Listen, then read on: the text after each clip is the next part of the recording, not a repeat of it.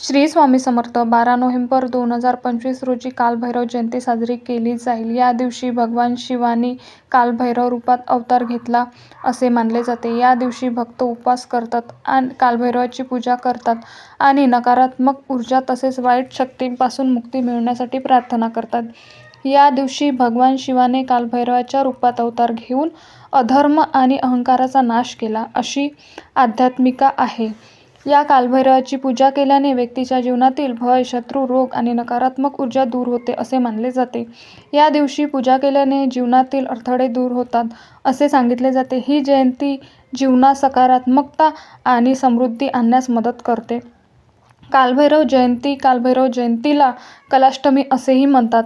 पौराणिक कथेनुसार जेव्हा ब्रह्मदेवाने भगवान शिवाचा अपमान केला तेव्हा भगवान शिवाच्या क्रोधातून कालभैरवाचा जन्म झाला. म्हणजेच या कालभैरव जयंतीच्या दिवशी भगवान कालभैरव म्हणून प्रकट झाले होते. या दिवशी भगवान शिवाचे उग्र रूप असल्याने कालभैरवाची पूजा केली जाते. शत्रू आणि धनाशी संबंधित समस्यांपासून मुक्ती मिळवण्यासाठी हा दिवस अतिशय महत्त्वाचा मानला जातो. असे म्हटले जाते की कालभैरवाची पूजा केल्याने मनुष्याला भीतीपासून मुक्ती मिळते.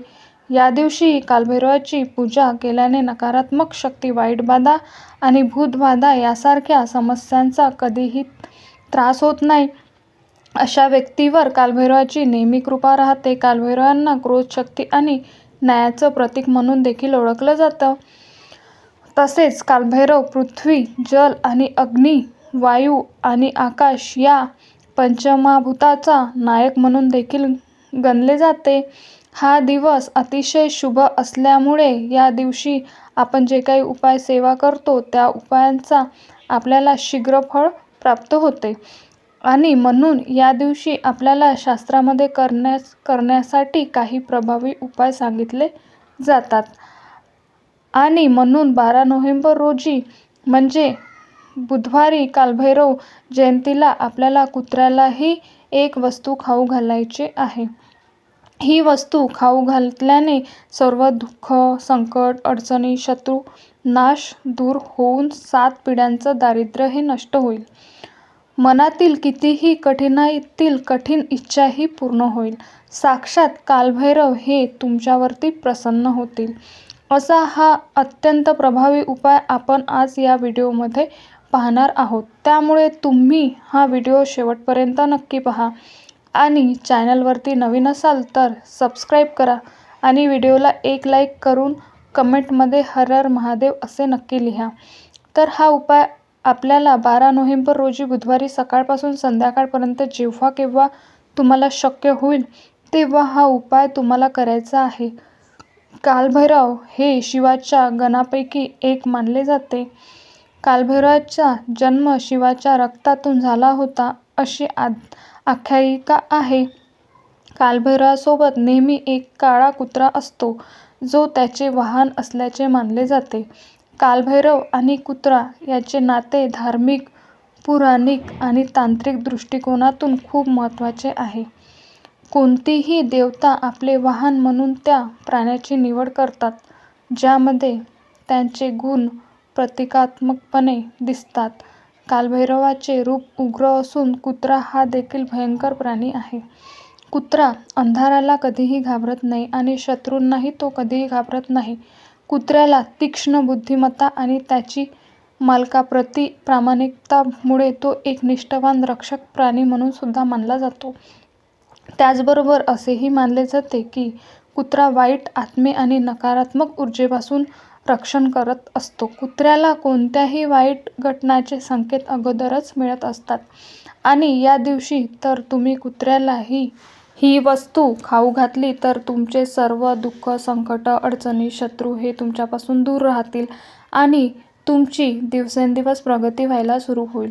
जर तुम्हाला कोणत्याही कामामध्ये अडथळे येत असेल, तुमचं कोणतंही महत्त्वाचं काम पूर्ण होत नसेल, सतत तुम्हाला अडचणी, अडथळे, संकट, दुःख या गोष्टी समोर जावं लागत असेल किंवा एखादा शत्रूचा तुम्हाला वारंवार त्रास होत असेल, त्या शत्रूमुळे तुमच्या प्रगतीमध्ये अडथळे येत असेल, घरातील गरिबी आणि दारिद्र्यता ही घरातून निघून जात असेल, तर हा उपाय आवश्यक करून पहा. हा उपाय केल्याने तुम्हाला प्रत्येक कामात यश मिळते. सर्व गोष्टी तुमच्या मनासारख्या घडायला सुरुवात होते. त्याचबरोबर राहू, केतू, शनीचा त्रास जो आहे तर तो सुद्धा तुमचा कमी होतो. हा उपाय करण्यासाठी आपल्याला एक वाटीमध्ये थोडंसं पाणी घ्यायचं आहे. त्या पाण्यामध्ये तुम्हाला 1 ते 2 गुळाचे खडे टाकायचे आहे. गूळ आणि पाणी तुम्हाला मिक्स करून घ्यायचं आहे. त्या पाण्यामध्ये गूळ पूर्णपणे विरघळून जाईल असं तुम्हाला मिक्स करून घ्यायचं आहे. आणि त्यानंतर तुम्हाला 1 वाटीभर भावाचं कमी घ्यायचं आहे आणि गुळाचे पाणी मिक्स करून तुम्हाला ही गव्हाची कणिक म्हणून मळून घ्यायची आहे. यानंतर या कणकेची तुम्हाला एक गोड चपाती बनवायची आहे. आता ही चपाती बनवून तुम्हाला ती एका ताटामध्ये घ्यायची आहे आणि तुम्हाला या दिवशी मोहरीच्या तेलाचा उपयोग करायचा आहे. मोहरीचे तेल घेऊन तुम्हाला आपल्या उजव्या हाताचे करंगळी आणि अंगठा सोडून जे मधले 3 बोट असतात तर ती 3 बोट तुम्हाला त्या तेलामध्ये बुडवायचे आहे आणि त्या चपातीवर तुम्हाला 3 लाईन जे आहे त्या चपातीवरती ओढायच्या आहे. म्हणजे जसे की आपण महादेवाच्या भस्म लावतो अगदी त्याचप्रमाणे तुम्हाला मोहरीच्या तेलाने चपातीवरती 3 लाईन ओढायच्या आहे. आणि जर तुमच्याकडे मोहरीचे तेल नसेल तर मग काय करायचं, तर तुम्ही स्वयंपाकघरात जे पण तेल वापरतात ते थोडंसं एका वाटीमध्ये घ्यायचं. त्यामुळे तुम्हाला थोडीशी चिमूटभर काळी मोहरी किंवा पिवळी मोहरी टाकायची, मिक्स करायचं आणि यानंतर ते 3 बोट त्या तेलामध्ये बुडवायचे आणि त्या चपातीवर तुम्हाला ओढायचे आहे. यानंतर या चपातीचे तुम्हाला 2 भाग करायचे आहे आणि तुमच्या घराजवळ जिथे कुठे कुत्रा असेल तर तुम्हाला ते 2 रंगाच्या कुत्र्यांना ही चपाती खाऊ घालायची आहे. मग त्यामध्ये एखादा रंगाचा कुत्रा असेल म्हणजे काळ्या रंगाचा किंवा पांढऱ्या रंगाचा असेल किंवा तांबड्या रंगाचा असेल तर यापैकी कोणत्याही 2 रंगाच्या कुत्र्याला तुम्हाला ही अर्धी चपाती खाऊ घालायची आहे. जर या दिवशी तुम्हाला 2 रंगाचे कुत्रे भेटले नाही तर तुम्ही अगदी एका रंगाच्या कुत्र्याला ही चपाती खाऊ घातली तरीसुद्धा चालेल. त्यामध्ये काळा कुत्रा असेल तर अतिशय उत्तम. काळा कुत्रा हे भगवान कालभैरवाचे वाहन मानले जाते आणि म्हणून जिथे कुठे त्यांचा फोटो असतो तर त्याच्या शेजारी काळा कुत्रा हे नेहमी त्या फोटोमध्ये असते. आणि जेव्हा तुम्ही कुत्र्याला ही चपाती खाऊ घालणार आहे त्यावेळी तुम्हाला तुमचे सर्व दुःख, संकट, अडचणी, शत्रू, त्रास दूर होण्यासाठी, प्रत्येक कामात यश मिळण्यासाठी कालभैरवांना मनोभावे प्रार्थना करायची आहे. तसेच तुम्हाला थोडासा भंडारा, ज्याला हळद म्हणतात, तर ती सुद्धा या कुत्र्याला मस्तकावरती लावायची आहे. जेव्हा आपण पिवळी हळद या कुत्र्याच्या पुस्तकावरती लावतो तेव्हा साक्षात कालभैरवाची कृपा आपल्यावरती होते आणि आपल्याला कधीही वाईट गोष्टीची भीती वाटत नाही.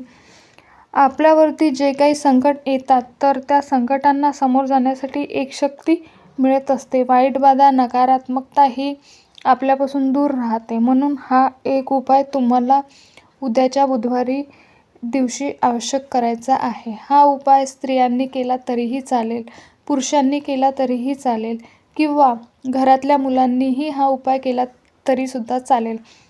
त्याचबरोबर जर तुमच्या घराजवळ कालभैरवाचे मंदिर असेल तर तिथे जाऊन तुम्हाला वेळ असेल तर आवश्यक दर्शन घ्या. आणि जेव्हा तुम्ही दर्शनाला जाणार आहे त्यावेळी तुम्हाला लिंबाची 11 लिंब घ्यायचे आहे आणि त्या 11 लिंबाची माळ तुम्हाला बनवून कालभैरवांना अर्पण करायची आहे. 11 लिंबू नसेल तर तुम्ही 7 लिंबू घेतले तरीसुद्धा चालेल. जो पण व्यक्ती या दिवशी कालभैरवांना लिंबाची माळ अर्पण करतो त्या व्यक्तींच्या जीवनातील कोणताही शत्रू, त्रास, शत्रुपीडा असेल तर तो नष्ट होतो. त्याचबरोबर या दिवशी तुम्हाला ओम कालभैरवाय नमः या मंत्राचा जास्तीत जास्त जप करायचा आहे. या जपाने कालभैरव हे आपल्यावरती प्रसन्न होऊन आपल्याला जीवनातील सर्व दुःख, शत्रू, त्रास, अडचणी, संकटे हे दूर करतात. हा महत्त्वपूर्ण व्हिडिओ तुम्हाला कसा वाटला? व्हिडिओ तुम्हाला आवडला असेल, व्हिडिओतील माहिती तुम्हाला उपयुक्त वाटली असेल तर व्हिडिओला एक लाईक नक्की करा आणि चॅनल सबस्क्राईब करून आम्हाला प्रोत्साहित करा. तसेच आपण सर्वांनी हा व्हिडिओ संपूर्ण पाहिल्याबद्दल आपणा सर्वांना मनपूर्वक आभार. धन्यवाद.